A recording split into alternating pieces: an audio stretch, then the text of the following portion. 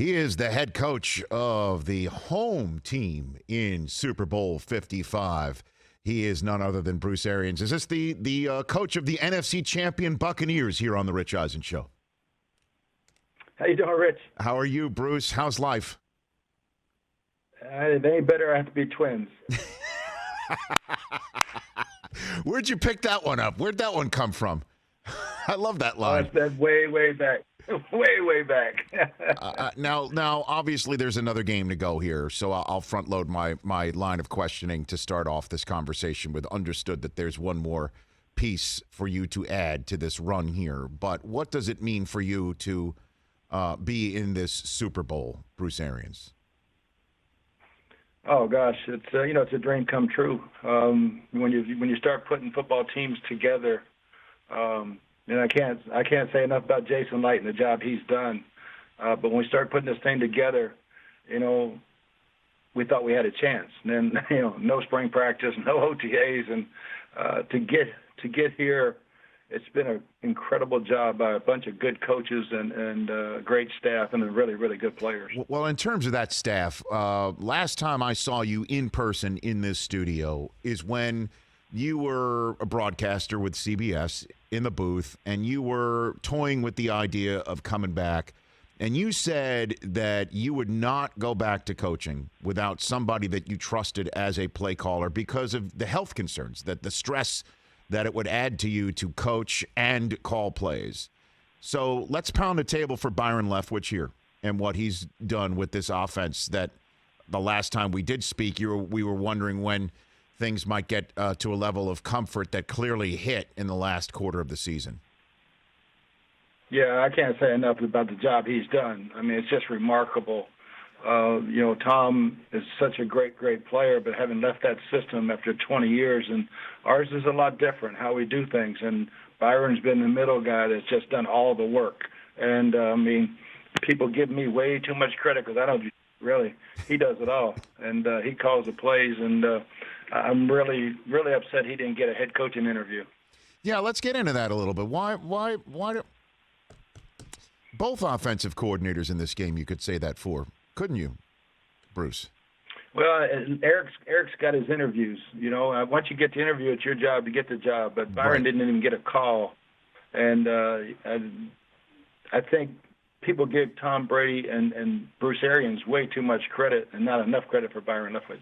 Well, I guess I brought Eric into this because he's been still searching for a job despite being the defending champion offensive coordinator. Obviously, yeah, he has gotten those interviews.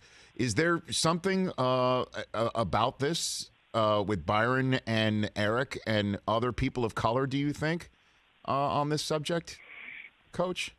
Yeah, I think the opportunities you have to be able to get in front of people to get a job, and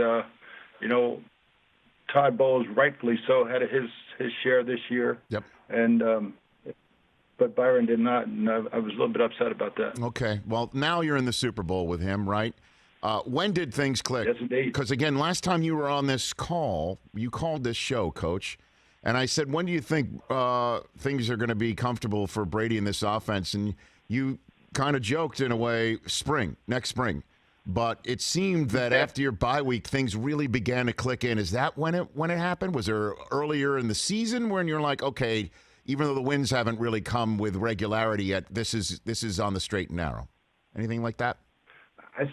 I really saw it starting in the second half against Kansas City, and then the open date, things really solidified, and we got on that run.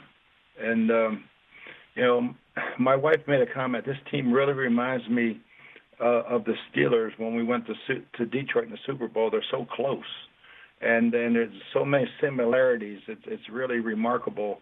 7-5 have to win them all, and then go on the road and win them all. And that team was probably the closest group of guys I've ever been a part of until this group. Well, obviously, your wife's been along for the ride for quite some time. What did she see in it?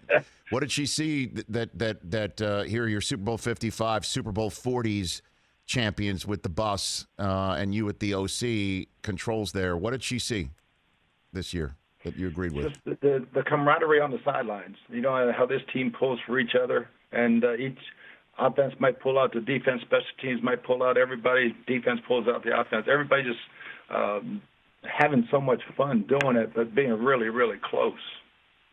And now here you are in the Super Bowl. Let's, if you don't mind, get into a little bit of the NFC Championship game.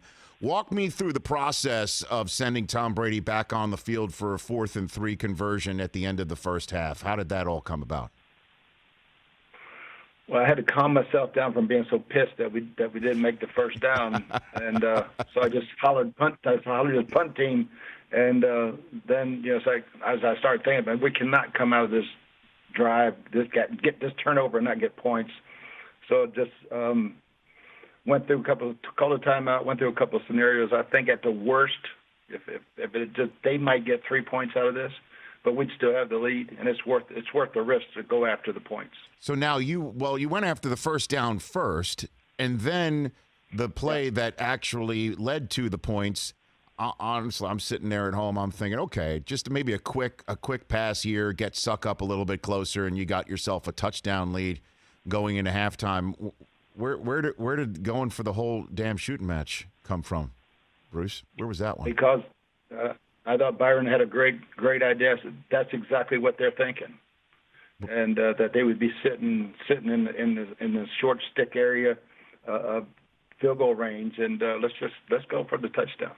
And is that the conversation? Brady's in that huddle too, and you all look at each other and said, "Let's do it." Is that how that worked, or he was already out there? He was already on the field. He was out on the field. He did a great job of completing that ball to Leonard, and then Byron and I just looked at each other. And he said, "How about this?" I said, "Love it, man. I love it." You know what? I'm sitting there. I'm thinking to myself, we know, Bruce Arians, your phrase of "no risk it, no biscuit," and we've heard it for so long, and we've seen you put it into practice, but never. I think. This is it. Like, if anybody's wondering, what does that phrase mean? Why does he come up with that? How has he ever put it into practice?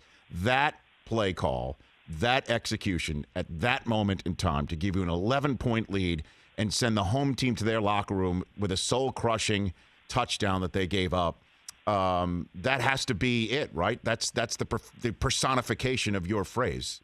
Bruce, would you agree with that? Yeah, I think, that's how we live life, brother. And you actually put it in the end zone, and Brady must love it, right? I mean, what was that like in the locker room after that? What was that like?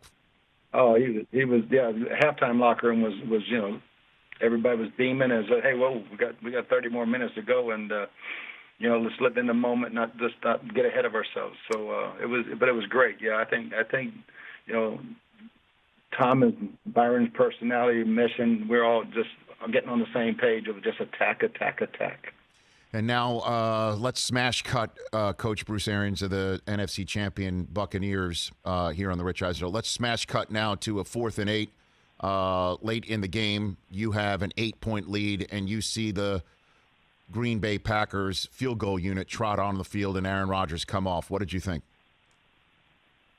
I actually thought it was a good call by Matt. I really did. With 3 timeouts and the 2-minute warning, you could put all the pressure back on us to make those first downs, and they would have good field position to get a touchdown.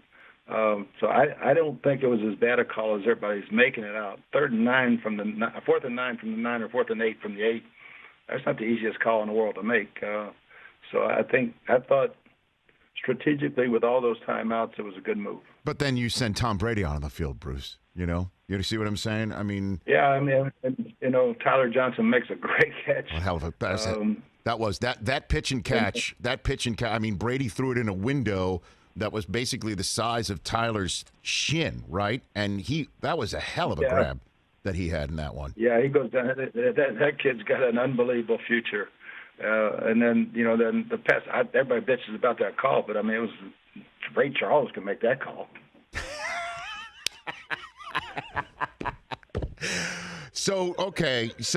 But what is it like to send Bruce Arians? What is it like to send Brady out on the field, though? You know what I'm saying? Like, okay, you got the ball back, but that's got to be a sensation. You've had some incredible quarterbacks you've sent out on the field that you've called plays for, but now you're the HC of TB12, right? It's a very, very comforting feeling. Very, very comforting. All right, let's get to now on the few minutes I have left with you, the Super Bowl 55. Last time these you met Kansas City, and you said that you got a sense, certainly in that game, that the offense got on track. But we all know Tyreek Hill had the first quarter of the ages. How are you approaching the rematch here, Bruce? Yeah, I mean, we learned a lot of things from that game. What not to do, what to do, and I think we're very excited about playing. We know the challenge of trying to stop that three-headed monster they got of Kelsey and Hill and Patrick, but I like where our football team is now compared to then, and we'll learn a lot from that ball game. And unlike the Packer game before, or the Saints games before, this one does matter. And what's your relationship with Andy Reid? Again, I know you're from different coaching trees, but how far back do you go with him, or any relationship at all with Andy, Bruce? Yeah, great respect, and we never really crossed paths coaching much, right, other than being across from each other and just total mutual respect. I love what he does. I think he's one of the most innovative people to ever play coaching this game. All right, and much is being made, and rightfully so, that you are the first team to ever play in your own stadium for the Super Bowl. How does this work? I imagine if there wasn't a pandemic, that everybody could stay at home. Is that the way it is still going to go? Are you going to hotel up, bubble up? What's the situation for you over the next couple of days here, Coach? We're gonna stay like a normal home game. And treat it like a home game until 48 hours before the ball game. So it's just like any old regular week. It's just the Lombardi Trophy's on the line. Is basically what you're saying. At the end of the day. Yeah, come get tested, go to work, and go home. Go back to work, go home. Well, that's got to be a monumental advantage, or help. Let's put it that way instead of using the word advantage. Just a comfort level for you to be able to do that. I think it would have been had both teams had to come in on Monday. But, Chiefs get to stay home until Saturday night. This is an away game for them. Mm-hmm. They get their normal routine. So that part of it isn't as big of an advantage, other than if we don't have to get on an airplane. Okay. So I guess to wrap this up, Coach, and again, I appreciate the time, the 2 Tuesdays before the Super Bowl. While we're on the subject that you mentioned before of your wife, Christine, one of the first times I ever interviewed you, when you were on my podcast, darn near 10 years ago, it seemed, is when you said that you and your wife were packed up, heading home from Pittsburgh after your retirement, and I'll put that in air quotes here. And the phone rang, right? Isn't that correct? The phone rang from, who was that calling you up that day? Was Chuck Pagano calling you up that day? Chuck Pagano. Yeah, Chuck gave us that call, and she looked at me and goes, "Oh, you're going to do this again." And you did go and be the offensive coordinator for Chuck Pagano in Indianapolis, and wound up winning Coach of the Year there, and then again in Arizona. What if I had told you when you answered that phone that you and I would be having this conversation today, and you're the NFC champion head coach getting set to coach Tom Brady in a home Super Bowl for the Tampa Bay Buccaneers? You would have told me what on that day, Bruce? What are you smoking, bro? Give me something.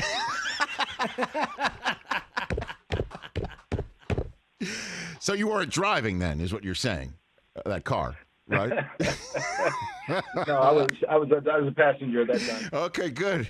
It's amazing life, isn't it, Bruce? Life is amazing, isn't it? Journeys and things like that. It's really crazy. It's really crazy, brother. I mean, we're so blessed, and every day is an adventure. Coach, live it to its fullest. There you go. Carpe diem, right? Congrats on the win. Congrats on the Super Bowl appearance. And I look forward to seeing you again soon. And I hope nothing but the best for you. Appreciate it. Appreciate it, Rich. Thanks, brother. Right back at you. That's the one and only BA, as people refer to him, Bruce Arians of the NFC champion Tampa Bay Buccaneers here on the Rich Eisen Show. Hey, you watched all the way to the end. Thanks for that. Watch more right here.